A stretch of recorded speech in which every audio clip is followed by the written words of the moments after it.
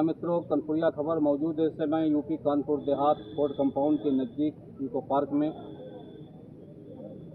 एक कहावत है कि देने वाले किसी को गरीबी न दे, मौत दे दे मगर बदनसीबी न दे।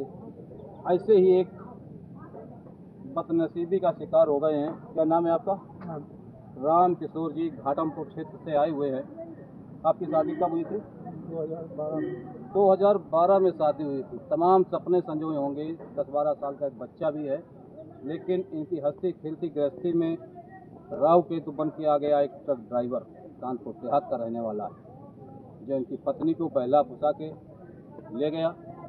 आज वही पत्नी अपनी प्रेमी के साथ रह करके और तमाम अश्लील फोटो इनको व्हाट्सएप पे डाल रही है। क्या गुजरती होगी इनके दिलों पर।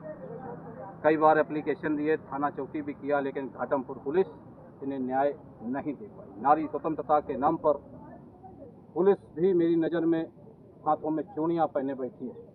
नारी स्वतंत्रता के नाम पर कौन सी ऐसी धारा है जिसमें ये कह दिया जाए कि आप हंसती खेलती गृहस्थी उजाड़ करके घर की रकम सोना चांदी समेट के प्रेमी के साथ भाग जाएं? कौन सी ऐसी धारा है जिसमें ये कहा जाता है कि आप प्रेमी के साथ रहते हुए सेक्सुअल हरासमेंट करें अपने पति का, धमकी दिलाएं अपने प्रेमी से? कहाँ जाएं वो बदनसीब पति? ये अपनी दिनचर्या, अपनी मजदूरी देखें या उस प्रेमी के हाथ पैर जोड़ते घूमें या पत्नी के पैर दाबते घूमें? क्या घटना हुई थी आपकी? कहाँ से चालू हुआ ये सिस्टम?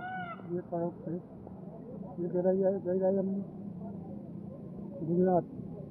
ये गुजरात गई थी, तुम भी गए थे साथ? लड़की संग गई थी। वो रुकी है 5 दिन। लड़के के साथ? लड़की के साथ? लड़के संग गई। किसी लड़के के साथ पहले गुजरात गई? हाँ, रिश्तेदार के संग गई थी। वो 4 दिन रुकी, 5वां दिन भाग रहा है। और इसके बाद क्या हुआ? भोगनी में हमसे बोली चलिए पापा के पास चलेगा, बोलो प्लस ले आ जाए। अब वो बोलो प्लस लेके आए न पान, वो सवारी में बैठ के बोरो प्लस क्या होता है? लगाने क्रीम, बोरो प्लस क्रीम मंगाई और आप लेने चले गए भोगनीपुर से लेके हम आए न पान। और वो फरार हो गई सवारी में बैठ के। उसका पीछा की नहीं तो नबीपुर में पकड़े मिली। और वो कहती है मैं तेरे संगे नहीं जाऊंगा, मैं एक पूजा नाम की लड़की बैठी है उसका मैं उसके संगे जाऊंगा। वो पुलिस चौकी लगा गई और पुलिस चौकी से हमको धमकी दिया दरोगा ने, कहा जाओ अपने मथारी बाप को लेवा ला जाए। और वो पूजा नाम की लड़की, और वो कहती है वो हमारे संग जाएगी, तुम्हारी हमारी कौन रिश्तेदारी है, हमको अपने कमा लिवाज लो। यानी तुम्हारी पत्नी और प्रेमी के बीच में एक पूजा नाम की लड़की रहती है। हाँ। जो उसको सेट किया उससे। अच्छा, तो अब तक कौन कौन थाना आप जा चुके हैं? अब पहले के गए घाटमपुर से फिर कानपुर गए अनन, कानपुर से मंगलपुर में खबर भेजो अनन, कोई हमारी सुनवाई नहीं हो रही है। इतना परेशान है ये, कई एप्लीकेशन दिए। घाटमपुर कोतवाली से रहने वाले हैं, ससुराल इनकी कानपुर देहात में, थाना मंगलपुर क्षेत्र में। आखिर एक पीड़ित व्यक्ति जाए तो कहाँ जाए? इंतजार है अभी कानून की उस एक्टिविटी का जहाँ पे इनको न्याय मिलना है। और कोई धमकी भी देता है क्या? हमको कहते हैं ठेला चला देंगे और तुम्हारे पास हमें कारतूस पीतल की गोली रखी है, कट्टा लगा देंगे, तुमको जान से मार देंगे। साल भर में 365 दिन होते हैं, हमारे पास रिकॉर्डिंग भी है मोबाइल में। हमको धमकी देता है कहाँ मिल जाओ, कहाँ में ट्रैक्टर चला देंगे और गोली मार देंगे। और हमारी पीछा भी करता है, रनियम तक पीछा किया है, कमरा तक गया है। देश दुनिया के लोग देख रहे होंगे, जिस पति के पास सब रिकॉर्डिंग हो, सेक्सुअल हरासमेंट के वीडियोस फोटो हों, उसके बाद पुलिस अगर न्याय न दिला पाए तो मैं तो यही कहूँगा कि पुलिस ने चूड़ियाँ पहन रखी हैं। आखिर एक गरीब आदमी न्याय के लिए जाए तो कहाँ जाए? राम किशोर के इस मामले में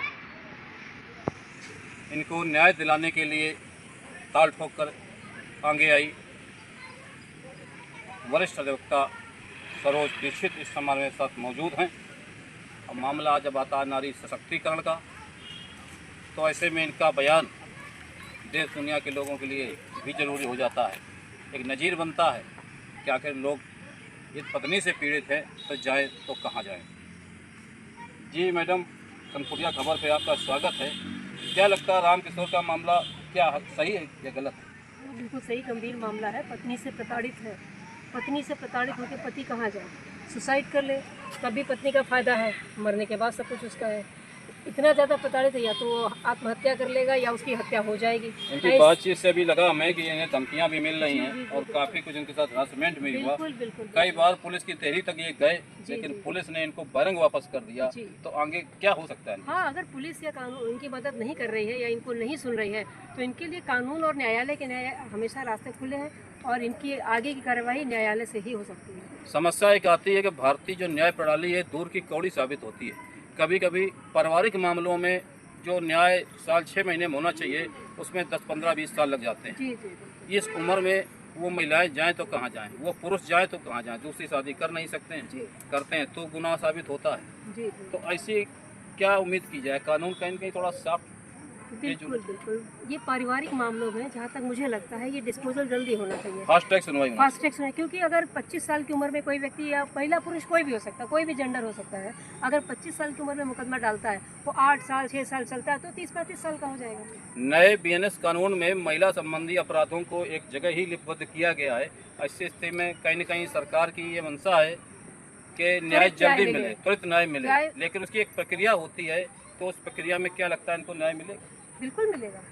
कानून न्याय आपने सुना होगा, लोग कहते हैं ना, अच्छा ठीक है हम आपको कोर्ट में देखेंगे। मित्रों, ये वो महिला है जो किसी दुखी पुरुष या दुखी महिला के मामलों पर कोई फीस भी अपनी नहीं तय करती हैं और दिल खोल के कई केसों में मैंने देखा है कि इन्होंने न्याय दिलवाया है और बदले में फीस मिले या न मिले, लेकिन एक जुनून होता है। नारी सशक्तिकरण के इस अभियान में इस तरह की दृढ़ साहसी महिला को मैं नमन करता हूँ। कनपुरिया खबर प्रणाम करता है उन सभी महिलाओं को, उन सभी पुरुषों को जो अन्याय और अत्याचार के लिए दिन रात लड़ाई लड़ रहे हैं। जय हिंद। धन्यवाद।